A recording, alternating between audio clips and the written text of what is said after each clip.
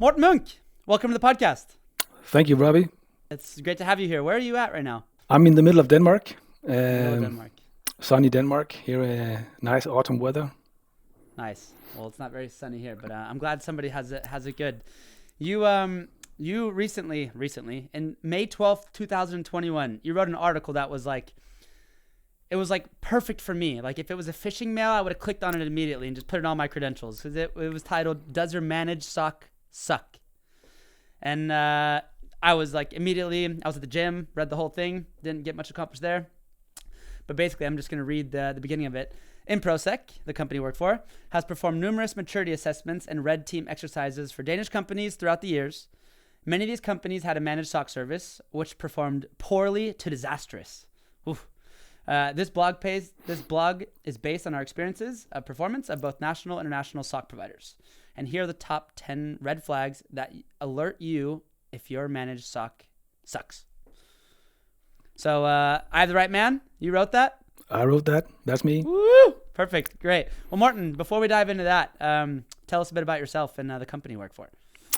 All right. Well, I've been working in security business for, 15 years now, doing all kinds of things, from consultancy to advisory, technicians, project manager.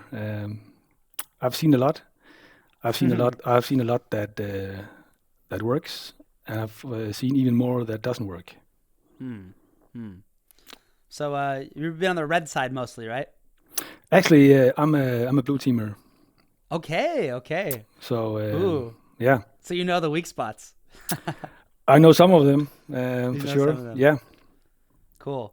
Well, hey, what about Improsec? What do you guys do? Well, we are one of these few independent advisory companies in Denmark, and we do advisory and consulting for companies here, and that's why I wrote this blog post.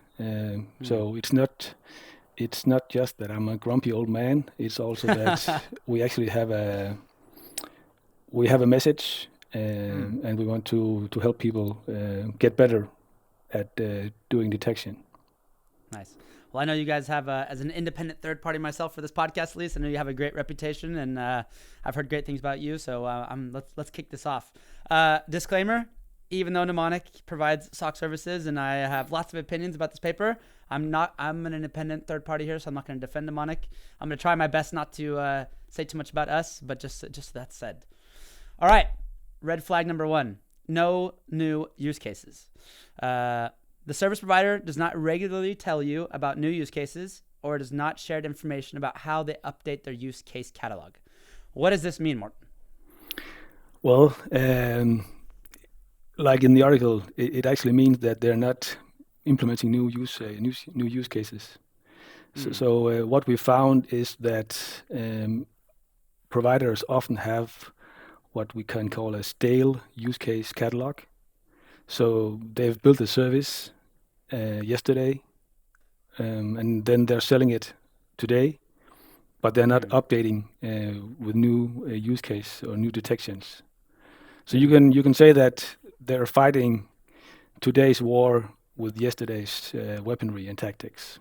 But wouldn't you say, in your experience, at least in my experience, like most of the SOC providers out there, they're usually taking like some commercial SIEM tool, right? Whether it be QRadar or Splunk or some other commercial tool. They're just kind of like hosting that as a service. And then if that's the case, they're kind of like limited to whatever that provider is making of detections, right? Or do you have a different experience in Denmark? Well, it's true that the SIEM platform or the SOA platform typically is the foundation of the service.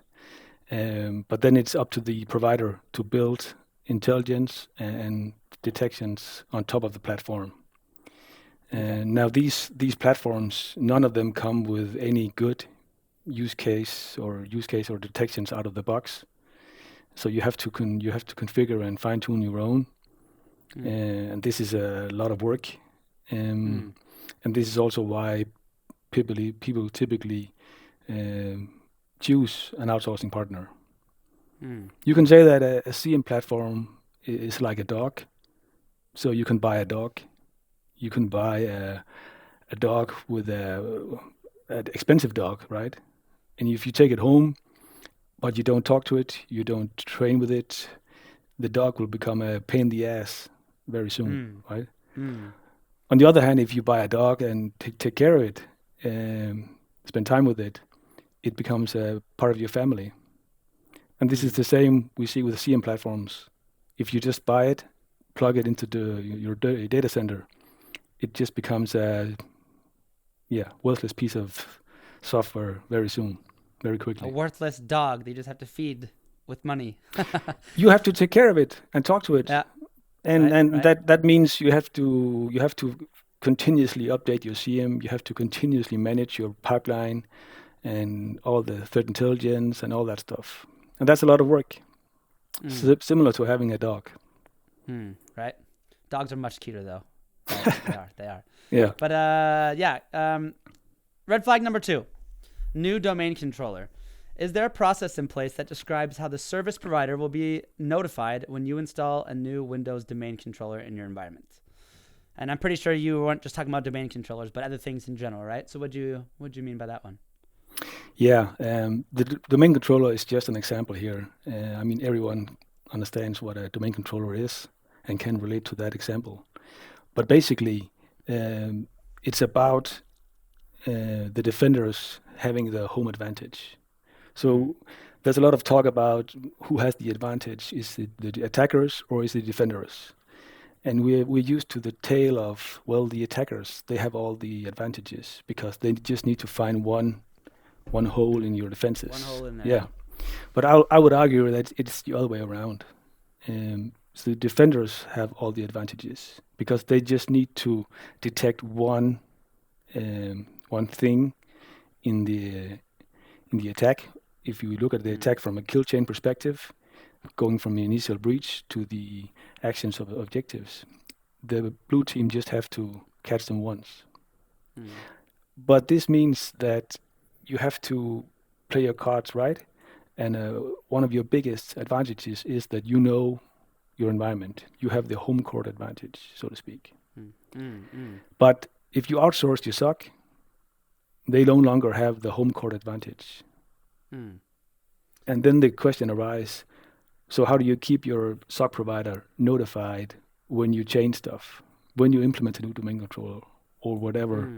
I mean, if you have a big company, your environment is typically very, very dynamic and new servers get spin up all the time.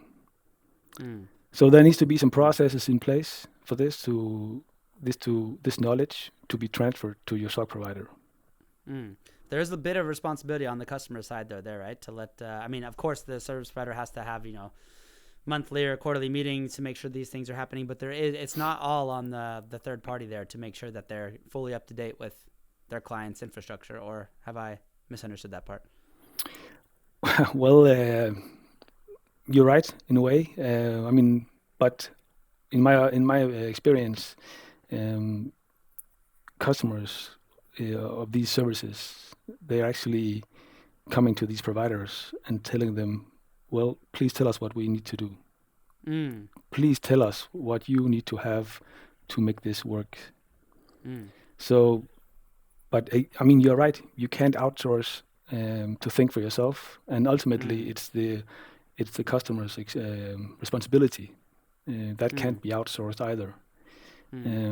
But when I'm evaluating a managed SOC provider, I would expect them, if they're good, to have all this knowledge because they've done it before, right? So they know what processes they need. They know what kind of intelligence their team needs to be able to function efficiently. So they can't rely on the customers telling them that. Yeah, they at least have to reach out and ask, has there been any changes here? Is there anything we should be? Yeah. Cool. And look at a typical very big enterprise. They don't. It's not even sure that they know what's going on in their environment, because the Windows team might be sitting in a different building, and the network team perhaps they're not drinking coffee or eating lunch together, and if they don't know what's going on in the other department, how would you expect a managed provider to know it? Yeah. So the problem just get exponentially worse when you Worse, yeah. outsource. Yeah. So I think a good partner in that case would be somebody that kind of like pushes you to, because I was just thinking like there is a shit in, shit out sort of principle there, right? Like if you buy something and you don't put any attention to it, if you buy a dog but you don't give it any attention, it's not gonna, it's not gonna be the best dog. But That's true. I just hear your point there. Yeah. Cool. Red flag number 3, got telemetry. Do you collect sysmon logs from Windows endpoints? Where were you going with that one? Well, again, sysmon is just an example. Telemetry is the bread and butter of a SOC service. It's telemetry that ensures that the SOC is able to see what's going on and react to events. But if you're not gathering the right telemetry, then you don't have visibility, and then you don't have anything. And sysmon is a good example. So if you have a SOC provider that just relies on standard Windows events, I would say they're poorly equipped to do their job. They don't see what's going on now. No, they simply Well, don't they can't see what's investigate going at on. least, yeah. And you can also look at it from a historical perspective. So historically, there's been a lot of focus on firewalls and perhaps domain controllers. But now, with the current threat landscape, most of the action happens on the endpoints. But a lot of companies don't collect telemetry from the endpoints. So again, it's just they're not able to do a good job. If you had to, kind of putting you on the spot here, if you had to choose like which log sources would be sort of, the best for, I'll say a small company, right? Because telemetry, I would argue, what do I know though, right? But like, I would argue that endpoint telemetry is probably like a good starting spot for a security monitoring service, right? Whereas there's all, security is like an onion, right? You do log analysis, network analysis, a bunch of different things. But would you agree that like starting with the endpoints is probably like a good starting spot for both the small and medium businesses, maybe more mature? Yeah, if you had to choose. Totally. Yeah. When I look at the log sources, each of them has a security value for me. And sysmon are the top of the line. So if you look at what you get the most bang from the buck, sysmon is clearly number one in a Windows environment. Which is also open source, right? Yeah, it's free, and who doesn't like free, right? Everybody loves free. Yeah. And it's very easy to customize, so you don't collect a lot of garbage. We'll get to another flag about that later on, but it's actually very, very cheap because you can just collect the juicy stuff, so to speak, and you don't even have to figure out what the juicy stuff is because the security community has actually developed for you somewhere. Yeah, there are multiple templates you can choose from regarding what type of events sysmon should collect. So it's easy to set up, and it provides great value. There's a bunch of Danes that put out a bunch of like you guys are really good at sharing your open source libraries of stuff. I'm thinking of like Simon Simonson and Dennis Perto, and probably you guys are really good at sharing this open source things that you guys find. So credits to you guys. Red flag number 4, AV is king. Your provider relies on your security products to alert on intrusions. This is typically endpoint protection products or network-based IDS, IPS. No other client monitoring is being performed. Is antivirus king? Well, it used to be king, right? Yeah. Good old days. So when I look at a use case catalog from a service provider, and let's just call them the poor ones, they typically rely on this as their only source of endpoint or server detection. And in my opinion, that's not providing a SOC service. You can argue that it's the realm of managed detection and response, but if you want to provide a SOC service, you have to do more. So I guess that's the difference between an alerting service and then the new Gartner term, managed detection and response, right? Well, my mother always taught me if I don't have anything nice to say, I shouldn't say anything. So let's keep Gardner out of this podcast. Perhaps we can do another one of about that later on. Yeah, but but I mean the point here is that like the provider is just taking alerts from the different products and then giving them to you in a different pane of glass, I guess, and not really putting any analysis on top of it, right? That's your point. Yeah. Basically, that's it. And I mean, do you see a lot of vendors doing that today? Unfortunately, yes. So, I mean, as a customer, I would expect whenever a new type of threat emerges, that my service provider took this information, took this threat intelligence, and ensured that their detection use case catalog were sufficiently updated, so that I was protected as a customer. I would expect that when I'm paying for such a service. And if you're just relying on antivirus or endpoint protection, you're not doing that. You're just, let's wait and see whenever Trend or McAfee or whoever updates their detection or protection from this new threat. But I mean, that requires a team on the other side to like assemble, something hits the fan. You have to get information from somewhere. You have to bake that into your services. That is, you have to have like a critical mass to be able to have that in a process. Do you agree? Yeah, 100%. And you don't see that much of that in your neck of the woods? No. If you look at it from a business perspective, so the business case of selling managed services like this is of course getting as many customers as possible, and you need a certain amount of analysts to handle these customers. But then on the back end, you have a lot of people or a lot of positions that are doing things that are perhaps not visible to the customer, but that is actually keeping up with the use case catalogues and all the threat intelligence and stuff. And if you look from a hardcore business perspective, you can argue that, all these supportive functions, they're not needed, right? So you can just leave it out. But then you're providing a poor service. Then you're just forwarding alerts. And I'm just forwarding alerts, yeah. Yeah. What's the critical, I know you probably can't answer this, but if you had to what is the critical mass of service provider when it comes to these sort of services? Because you could, you always hear it, the big international players, they're big international, they have, thousands of people on their team, right?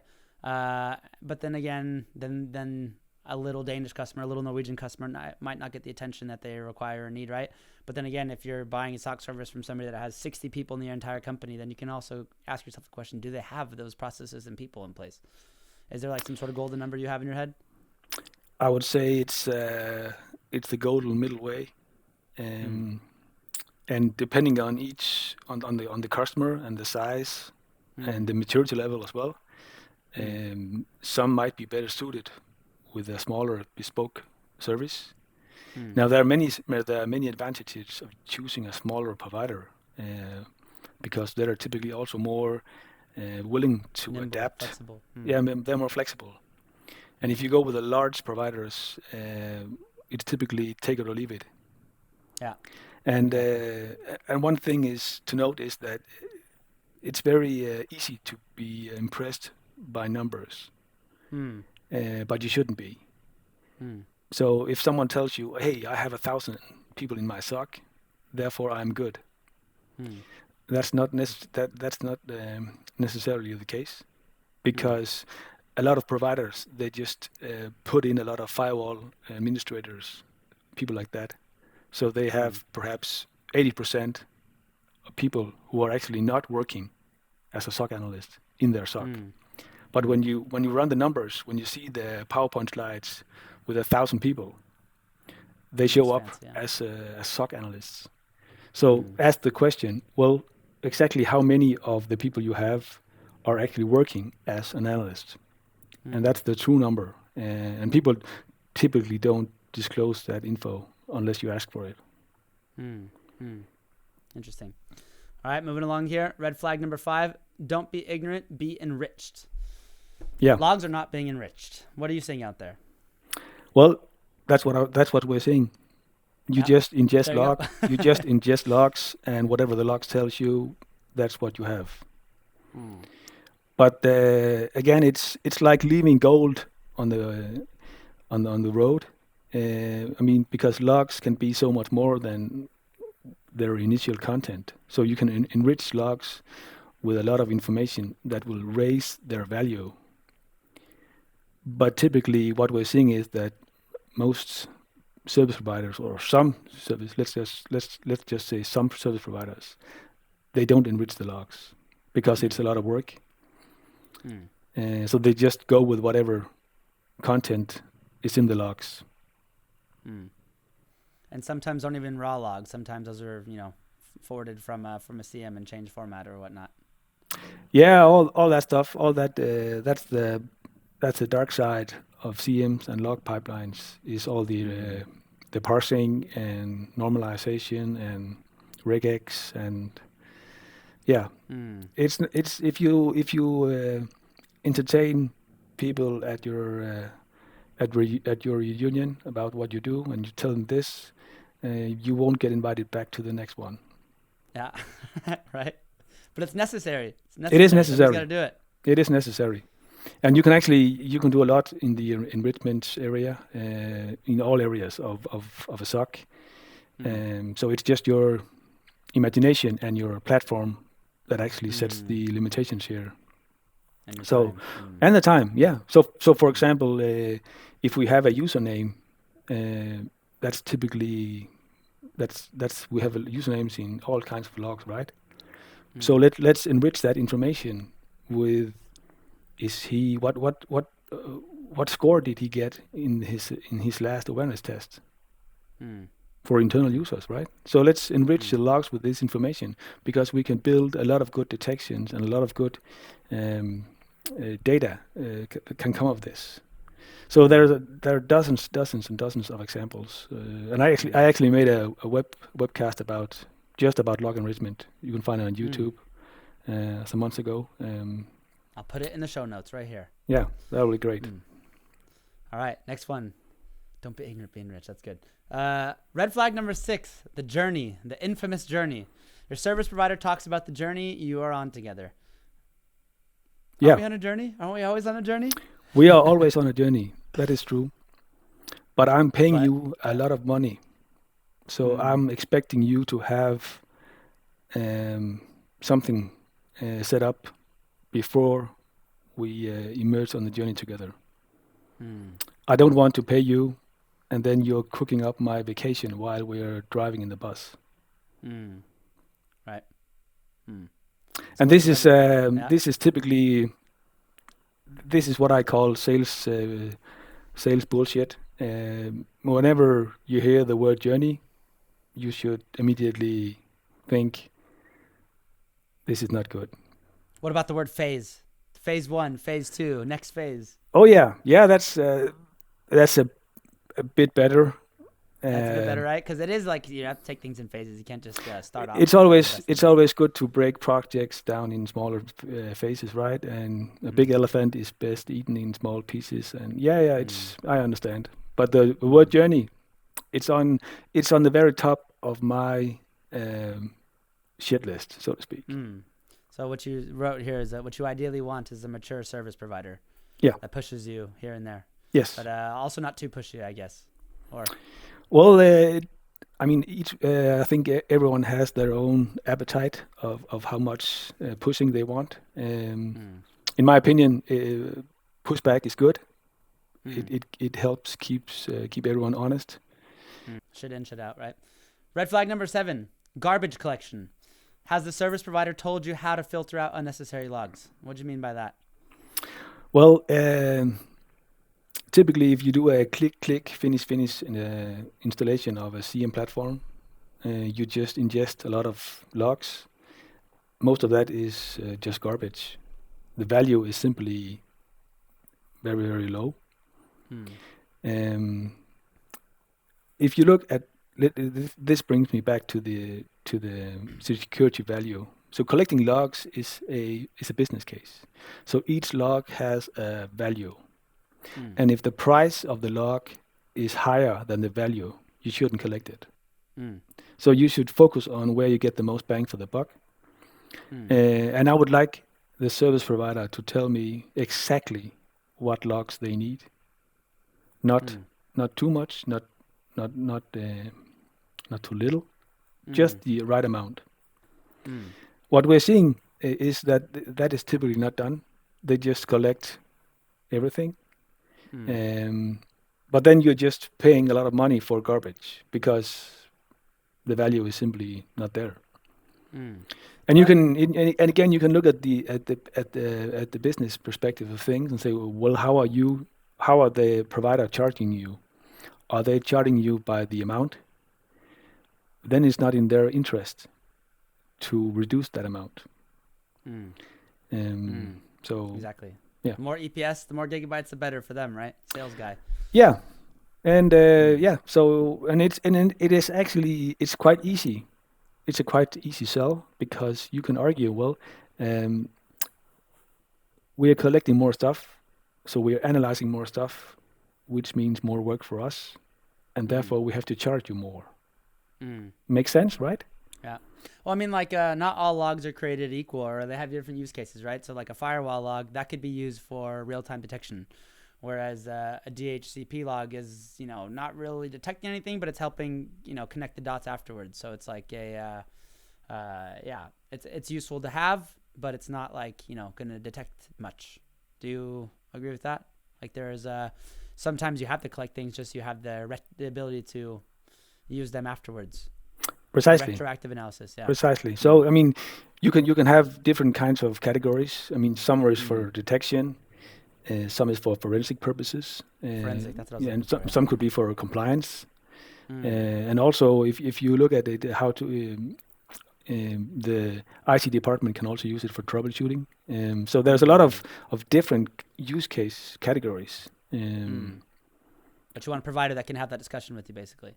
Yes. And figure out how much, what the cost, what the golden middle ground is, I guess, when it comes to cost and Precisely. And I mean, the best service provider would actually inspire me to say, hey, look at what we can do with all this data.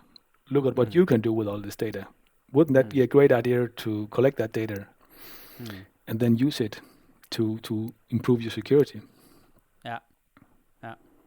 It's all about being proactive here. Right. Red flag number 8, the reporting. You fall asleep during the monthly and quarterly status meetings. Have you ever fallen asleep during a quarterly status meeting? I have, yes. I've seen a lot of shiny reports in my time. And when I'm advising customers, I'm continuously seeing a lot of fancy reports. Most of it is very, very, how should I put it? Worthless. Spoilware. Yeah. So basically, most of it is just, well, how many incidents did we have? How is our SLAs? That kind of thing. And it's what actually. Would you like to see more of? I would actually like to see. So the thing is, if we look at the business, in all the other industries, sales and operations planning, production, manufacturing, data-driven business is the king. Everyone wants to have data to drive their business forward. See, we in security, we have not started this, let's call it journey yet, but we are about to. And the place where this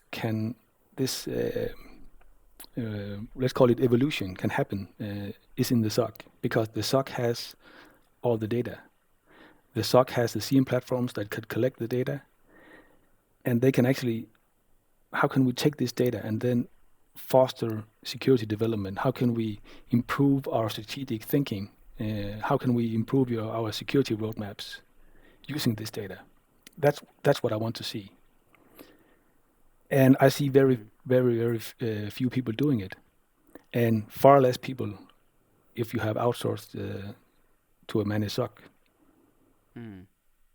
So, for example, if we come back to awareness again, so let's look at all our security incidents. Let's look at all our phishing incidents, and let's break the data down by department, and then let's set some KPIs and some stuff, and then track how is the phishing incidents, how's that going over time, and then map it to our awareness training, and then see, well, why is it that some departments are more, how should I put it, how they're more keen to clicking, click on it, exactly. than others, and this can drive where we need to focus more on awareness training.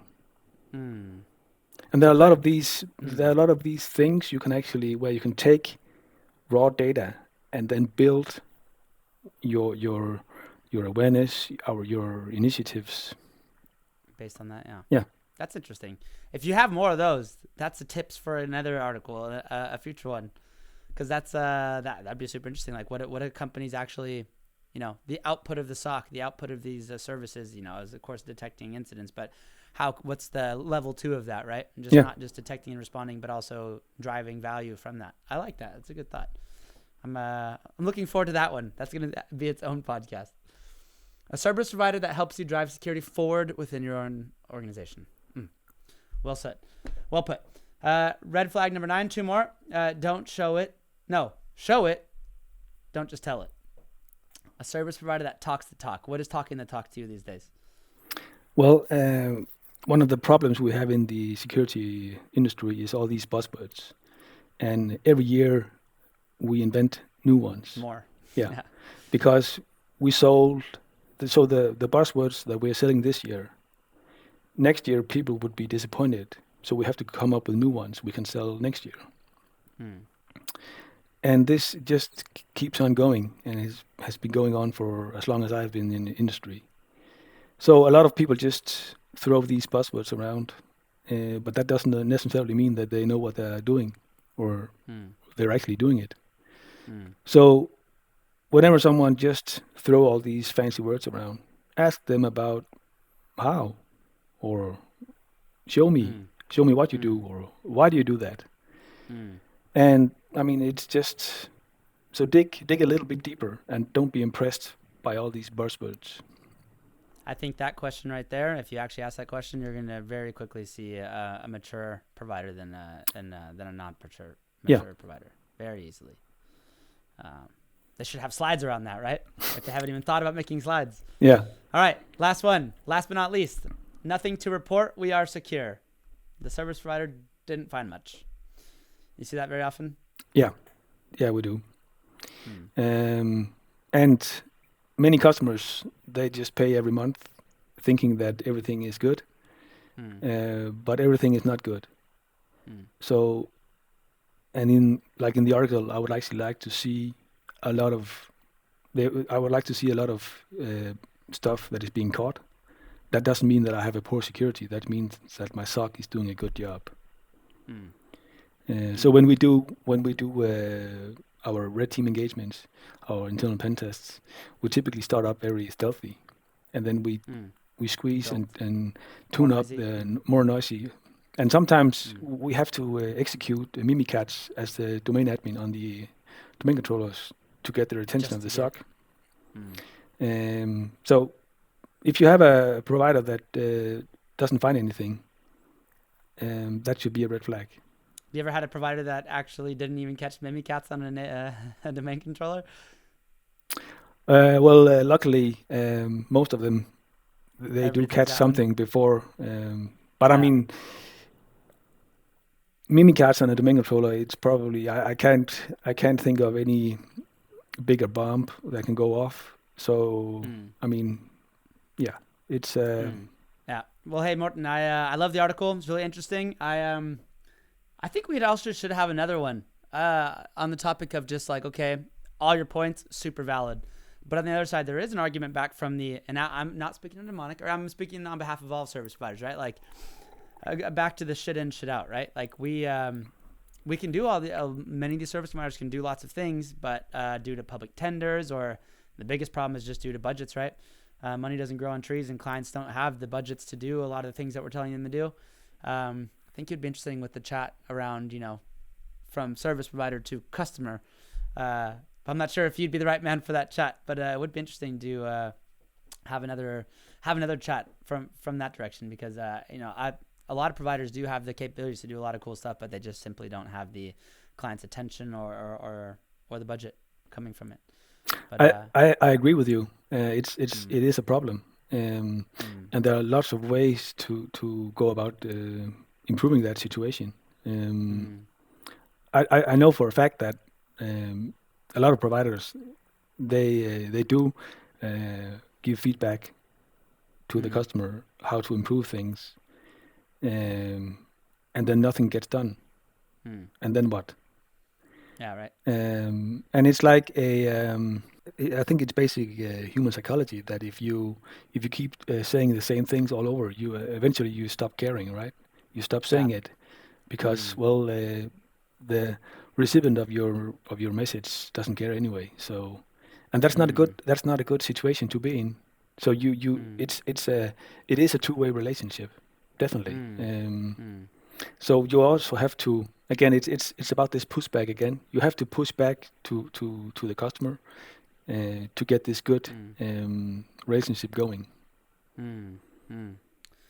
Well, Mr. Munck, thank you so much for sharing your thoughts. I've been, like I said to you in the beginning of this, I've been using your article very, very, very much. So just send me your PayPal account, and I'll send you some royalty fees. I look forward to it. Thank you so much for your time. We'll talk soon. We will. Thank you. Bye-bye. Ciao.